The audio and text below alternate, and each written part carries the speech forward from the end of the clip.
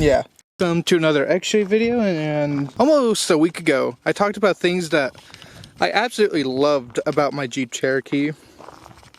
But with everything that is positive, is always going to have a few negatives.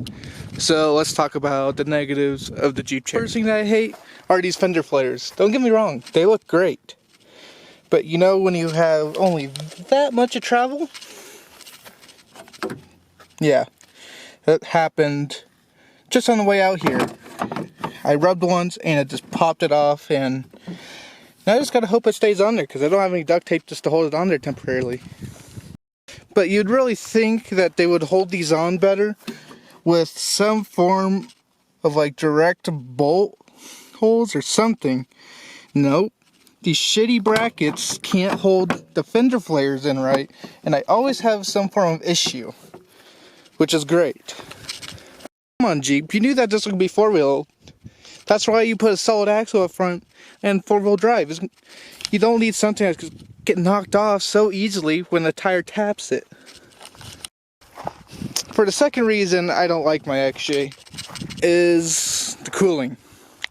The cooling system on these things suck completely ass. From the factory, it does not have any ventilation, which it really needs desperately. Or at least a better radiator to give you a radiator that's the size of a penny. Like, that's not going to cool down this thing. The engine is so long it barely fits in here, and then they put this one tiny little electric fan, super thin radiator. You think that they would at least go with a thicker radiator, or at least two cooling fans? Because some of these don't even come with cooling fans. Again, what were they thinking? They kind of should have expected this thing was going to be sitting there idling a lot, because that's what four-wheeling is. It's a lot of idling. When you come in the back, there's two problems about the tailgate of this thing. First one is this latch. Sometimes it gets bind up and it doesn't want to work, so you kind of got to like do it gently, and then it'll work. And it seems like it always has some form of slack. It's just an X-ray thing. That's what everybody says. But it shouldn't be a thing. And the next thing is this piece right here. That piece. This whole bottom trim piece. It's always breaking. Why is it always breaking? I don't get it. Again, it's a sport utility vehicle. You would expect to be loading stuff in and out all the time. So they should have did that accordingly. So now I got a crack there. And it's cracked over here, and it's super thin, cheap plastic, so it's going to be brittle. Like when you're expected to move things in, out, and back in, this piece is going to get beat up, so why even have it? Now, next thing back here that sucks is where the spare tire is located.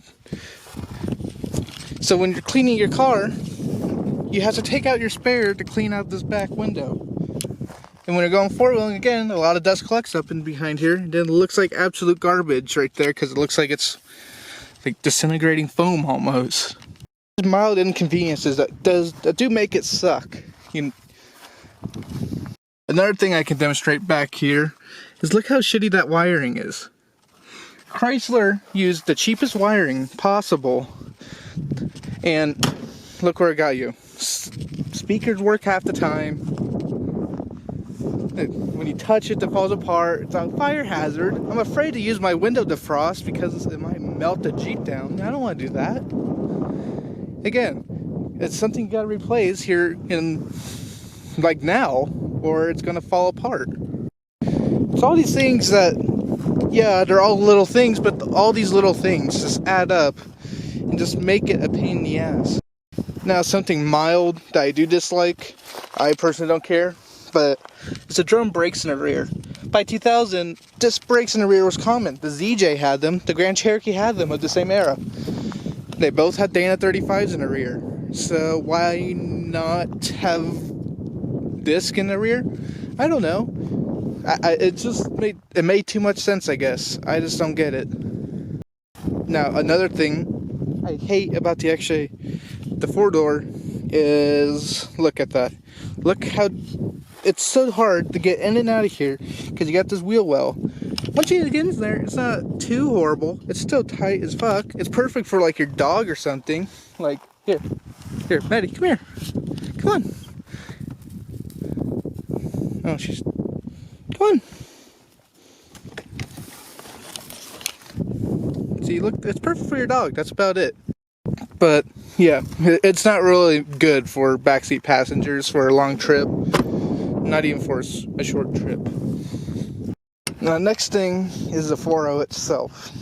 Don't get me wrong, the 4.0 is a great engine. It's reliable. It's actually, personally, I think it's somewhat fuel efficient for like what it is for an engine that was put into tractors and built in the 60s. It ain't a bad engine. Just the freaking lifter tap. It's a noisy ass engine. Demonstrate.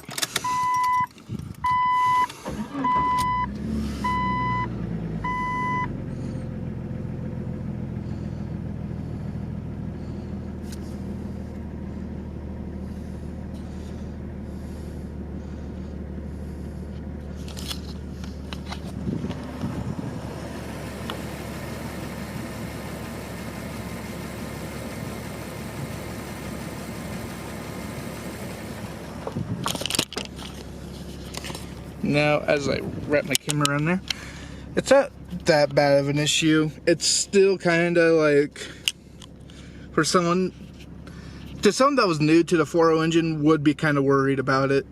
But it's completely normal. It just does it. It's just a loud engine. It's a messy engine. It's a dirty old engine. But it's reliable. It'll get you home. I mean, look at the mileage on that. And only thing I ever done to it was a clutch fan and a crank sensor and a fuel pump and an AC compressor. But that's all normal stuff that will break eventually. I don't care what car you have. You can have a Toyota Corolla and it'll still have those issues. Now, I may be complaining a lot about the XJ, but really these are all just convenience. They're not big issues.